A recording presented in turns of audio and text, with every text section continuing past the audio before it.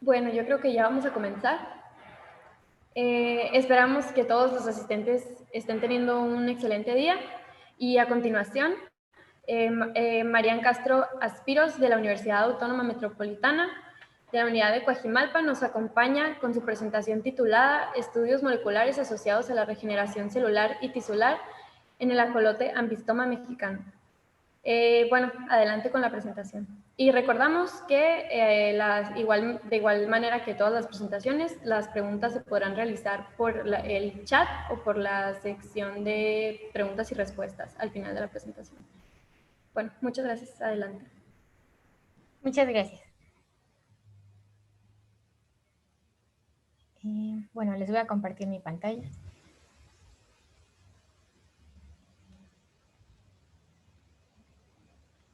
Ahí la pueden ver. Sí, ahí se ve la presentación. Perfecto. Bueno, yo les voy a presentar lo que fue mi investigación de proyecto terminal en el Laboratorio de Biología Celular de la Universidad Autónoma Metropolitana, Unidad Coajimalpa, que lo llevé a cabo bajo la tutela de la doctora Cintia Gabriela Sámano Salazar y el doctor Ernesto Soto Reyes Solís. Este proyecto se llevó a cabo en colaboración con el Centro de Investigaciones Biológicas y Acuícolas de Cuemanco y se titula Estudios moleculares asociados a la regeneración celular y tisular en el ajolote Ambistoma mexicano.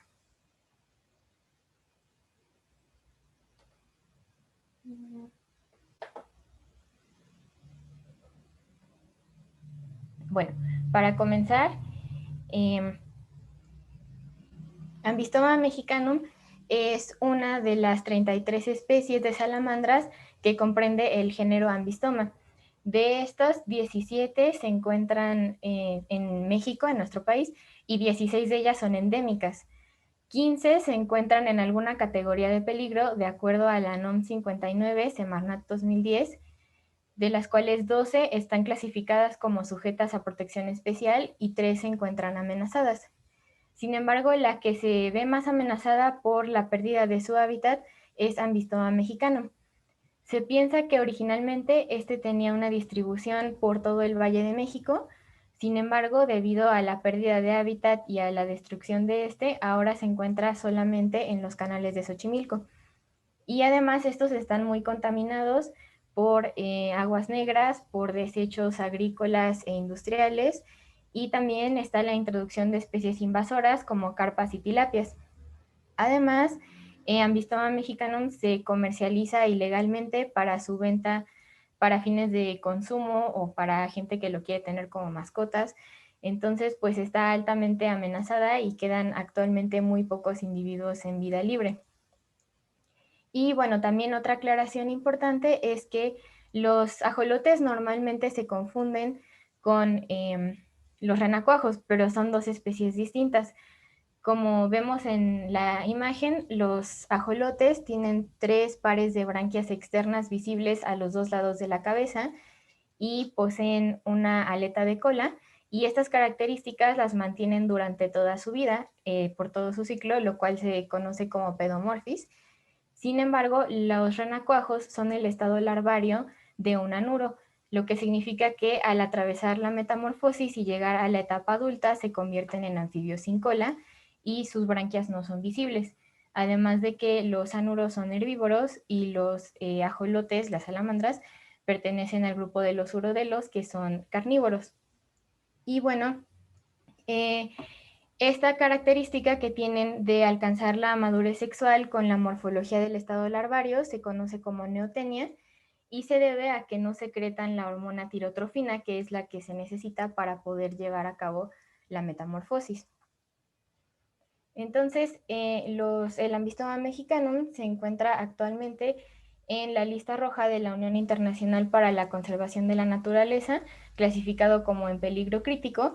Sin embargo, se encuentra en laboratorios a lo largo del mundo, ya que es un modelo de investigación muy importante para biología del desarrollo y también para estudios de regeneración. Para fines de mi proyecto es importante conocer lo que es la histología de la piel del ajolote, ya que la parte que yo estudié fue un tejido de cola, que era la parte precisamente de su piel. Y bueno, se compone de dos partes. Está la capa del epidermis, que es tejido conectivo laxo, y la capa de la dermis, perdón, y la epidermis, que es el epitelio pseudoestratificado con células epiteliales, que en las imágenes se denotan con la E, y las células de Leydig, que aquí se muestran adentro del rombo. Las células de Leydig son muy importantes, ya que ellas secretan una mucosa que mantiene la piel del ajolote humectada. Cómo funcionan es que se llenan de gránulos de mucosa y después se desplazan hacia la periferia, ya que se desintegran los desmosomas que los unen a las células del epidermis, y una vez que llegan a la periferia se da una ruptura de la membrana plasmática y se libera tanto la mucosa como el núcleo de la célula, y esto de hecho se va a poder observar en unas microscopías que les voy a presentar más adelante. También pueden presentar glándulas secretorias, que se ven aquí marcadas en los círculos, y fibras de colágeno, como se marca con la flecha, y algunos fibroblastos. Ahora, esta especie, el Ambistoma mexicanum, es de gran interés para los estudios por su capacidad regenerativa. La regeneración se refiere a que se reactiva el desarrollo para restituir tejido perdido posterior al estado embrionario. Y hay distintas especies que tienen esta capacidad. Están las estrellas de mar, hidras, salamandras y algunos crustáceos. Y hay dos formas por las cuales se puede llevar a cabo un proceso de regeneración. Por una parte está la epimorfis, que se refiere a que las células se desdiferencian para posteriormente ser reprogramadas. Y este es el proceso que llevan a cabo las salamandras para regenerar sus extremidades, como es el caso del ajolote. Y por otra parte está la morfalaxis, que se refiere a restablecer el patrón de tejidos existentes, pero hay poco crecimiento nuevo. Entonces es como nada más el tejido que ya existe se rediferencia, como es el proceso que llevan a cabo las hidras. Y bueno, aquí en la imagen podemos observar cómo es el proceso de regeneración de extremidades en Ambistoma mexicanum. Primero comienza con la amputación, donde hay muy poco sangrado, e inmediatamente se forma una fina capa de células de la epidermis, después de horas nada más. Y esta epidermis es estructural y molecularmente diferente a la epidermis normal, entonces a esta se le conoce como epidermis de herida, y es una capa que se forma sobre el muñón. Y después de varios días, abajo de esta epidermis se acumulan células progenitoras que forman lo que se conoce como blastema, que es lo que observamos en la letra B. Y este blastema puede estar formado por células madre o por células desdiferenciadas. Sin embargo, se desconoce hasta la fecha cuál es cómo se define cuál de los dos se va a utilizar en qué caso. Y después de eso, este blastema se aplana, como se observa en la letra C, y se forma lo que se llama fase Palet. Y finalmente se obtiene una extremidad completamente regenerada, funcional e indistinguible de la original, que esto sucede independientemente del tamaño o edad del individuo, es decir, siempre se forma como con las dimensiones correctas. Y bueno, Ambistoma mexicanum es la especie de salamandra de Ambistoma más estudiada. Puede ser porque es la más fácil de criar en laboratorio, y entonces se han desarrollado más herramientas genéticas y genómicas para su estudio, a pesar de que su genoma apenas se logró secuenciar en 2018. Esto se debe a que es un genoma increíblemente grande, es 10 veces más grande que el de los humanos, son 32 gigabases, y están distribuidas en 14 pares de cromosomas, pero además tienen un alto número de repetidos. Entonces, no se sabe bien como mucha información sobre el genoma, todavía no está completamente anotado, y entonces como por toda esta falta de información fue que nosotros decidimos buscar a una proteína que estuviera altamente conservada como para poder asegurar que sí la íbamos a encontrar en el ajolote. Y entonces seleccionamos a CTCF, que es una proteína que tiene 11 dedos de zinc, y con esto se une al ADN. Su función es modificar la arquitectura nuclear, entonces puede generar dominios topológicos y también formar barreras entre enhancers y promotores que afectan en cómo se lleva a cabo la transcripción. Esto lo que quiere decir es lo que estamos viendo en la imagen superior, que es que si se forma un asa en la cual queden el enhancer y el promotor juntos, entonces se activa la transcripción, lo que significa que se expresa el gen. Por el contrario, si los separa, impide su comunicación y entonces esta es una asa de represión transcripcional y pues lo que hace es inhibir la transcripción del gen, entonces no se expresa. Y bueno, esto, como vemos abajo, está altamente conservada evolutivamente precisamente por estas funciones que tiene de activación y represión genética. Se conserva desde anfibios hasta humanos. Y bueno, fue por eso que nosotros la seleccionamos y por la función que lleva a cabo se encuentra en el nucleoplasma. Entonces, en los objetivos de mi proyecto fue analizar los cambios histológicos en la cola de Ambistoma mexicanum para ver si había un cambio conforme los ajolotes envejecían. Entonces se analizaron 3 grupos de edades, que fueron juveniles, adultos y viejos.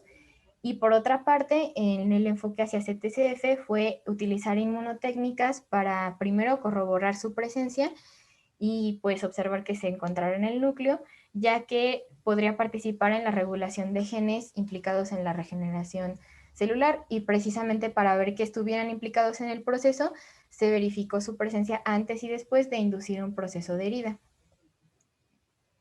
La metodología que utilizamos, pues primero fue un reto porque como no se ha llevado a cabo estudios que respondieran a estas preguntas de investigación concretas en este modelo, entonces pues tuvimos que estandarizar los protocolos y todo, pero bueno, se tomaron los individuos del CIVAC, como les había comentado, y se tuvieron 3 grupos. Primero estaban 3 juveniles que tenían edad de 1 año, con sexo indefinido, ya que no han alcanzado la madurez sexual, por lo cual es imposible sexarlos.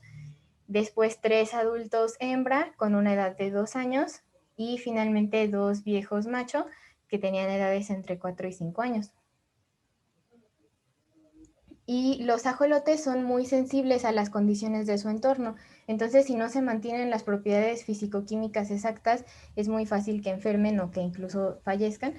Entonces se utilizó agua de los canales del Xochimilco y se mantuvieron en estas tinas que se observan a la izquierda, que fueron recambiada el agua 3 veces a la semana.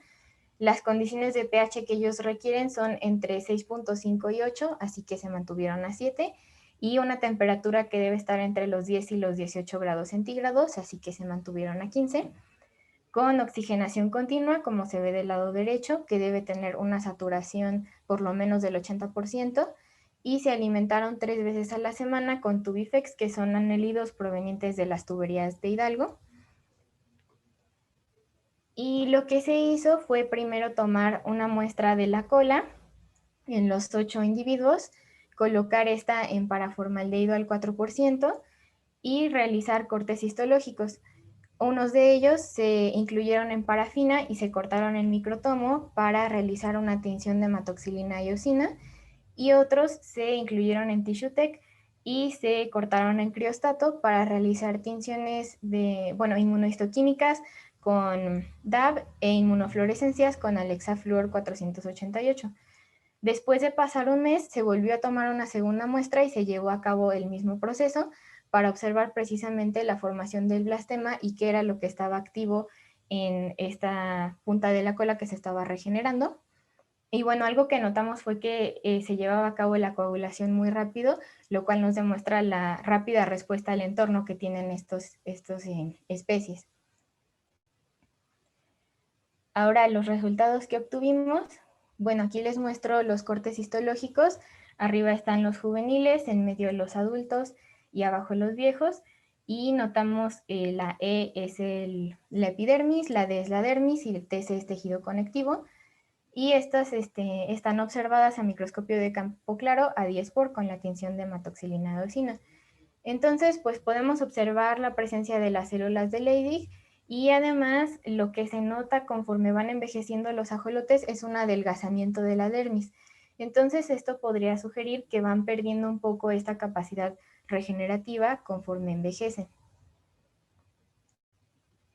Después se realizaron las inmunohistoquímicas y aquí podemos observar primero el control, que fue médula de rata, y después los juveniles, tanto en las muestras que se tomaron en la primera como en la segunda ocasión. Y después ya vemos a los adultos y a los viejos, también preherida y posterida. Y podemos observar en todos ellos la presencia de CTCF y también se observa una localización nuclear, pero decidimos que no eran como muy contundentes los resultados en cuanto a su localización. Entonces, para poder verificar que efectivamente sí se encontrara ahí, hicimos después inmunofluorescencias. Entonces, en este caso, podemos observar los mismos grupos, entonces están el mismo control, los juveniles, los viejos y los adultos. Y pues primero observamos a los núcleos con DAPI en azul, después podemos ver en verde a CTCF con Alexa 488 y después se sobreponen las dos imágenes y entonces ya observamos que efectivamente por ese tono azul clarito que se forma es la localización de CTCF si es nuclear como se esperaba y pues efectivamente está presente en todas las muestras que teníamos y además podemos observar las células de Leydig que ya expulsaron su núcleo, porque si observan hay algunas cavidades, y esas son exactamente donde estaban originalmente las células, pero se fueron desplazando hacia la periferia y ya pues se expulsó todo su contenido, incluido el núcleo. Y bueno, finalmente como conclusiones, pues primero que nada, en los cortes histológicos se pudieron observar las células de la epidermis, entre las cuales se destacan las células de Leydig. También se observó la dermis y el tejido conectivo. Y se pudo notar un adelgazamiento de la dermis conforme los ajolotes envejecían, lo cual sugiere una disminución de su capacidad regenerativa. También se identificó a CTCF con una localización nuclear mediante las inmunotécnicas de histoquímica y de fluorescencia, tanto antes como después de la herida, y esta presencia que se mantiene puede indicar que estuviera implicada en el proceso de regeneración, ya que podría activar programas moleculares que tengan que ver con este proceso regenerativo. Y pues bueno, ya finalmente destacar que el ajolote es un icono mexicano desde el tiempo de los aztecas, tiene unas implicaciones culturales y por supuesto de biodiversidad, y pues su conservación es muy importante, pero lamentablemente quedan pocos individuos en vida libre, así que pues es muy importante mantener a esta especie. Y además de la parte pues biológica, digamos, están todas las implicaciones en la investigación, ya que es un modelo de estudio básico para la biología del desarrollo, tiene implicaciones en la medicina regenerativa y nos podría ayudar a comprender mejor cómo es que se llevan a cabo todos estos procesos regenerativos y cómo, o sea, ayudarnos pues tanto a entender como a poder tener aplicaciones en un futuro, ¿no? Y bueno, finalmente solo queda agradecer a todo el equipo de trabajo que estuvo conformado por Adriana Daniela Torres García, la doctora Cintia Gabriela Sámano Salazar y el doctor Ernesto Soto Reyes Solís, a la Universidad Autónoma Metropolitana y a la licenciatura en Biología Molecular, y al doctor José Antonio Campos Cervantes, que nos estuvo apoyando en el Centro de Investigaciones Biológicas y Acuícolas de Cuemanco, y a la médico veterinaria zootecnista Erika Servín Zamora, quien fue la que nos ayudó para todo el manejo de los ajolotes. Y pues eso sería todo por mi parte. Muchísimas gracias por el espacio.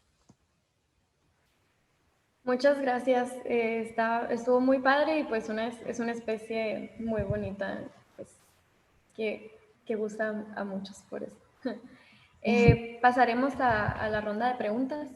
Si alguien tiene alguna pregunta, la pueden dejar en la sección de Q&A. Ok, aquí tengo una pregunta ya. Ok, Antonio Hernández pregunta, ¿cómo decidió usar el factor CTCF en lugar de algún otro factor? Increíble presentación.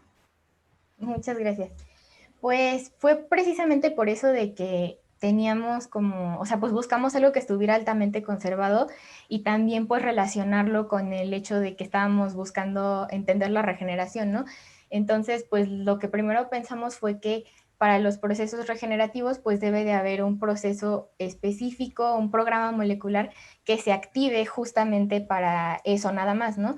Entonces, pues estamos buscando algo que tuviera que ver con la activación y represión genética, y como CTCF es este factor que está implicado y que además tiene como muchísimas funciones, entonces nos enfocamos a ese y al principio hicimos una búsqueda bioinformática en el cual comparamos en diferentes especies que estuviera presente, o sea, pues justo porque no sabíamos si estaba en ajolote, para ya poder corroborar que lo más factible era que sí lo íbamos a encontrar, y como sí nos dio pues resultados positivos, ya procedimos a la parte como experimental. Muchas gracias. A ver si llega alguna otra pregunta en el chat.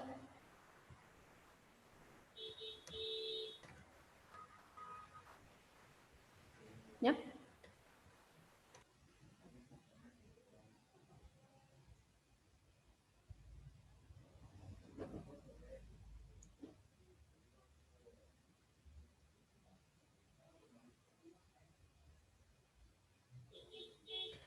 Bueno, parece que no hay más preguntas. Le agradecemos mucho a Mariana por acompañarnos este día y la despedimos cordialmente con la entrega de su diploma digital, el cual también se le enviará a su correo. Lo vamos a presentar por aquí.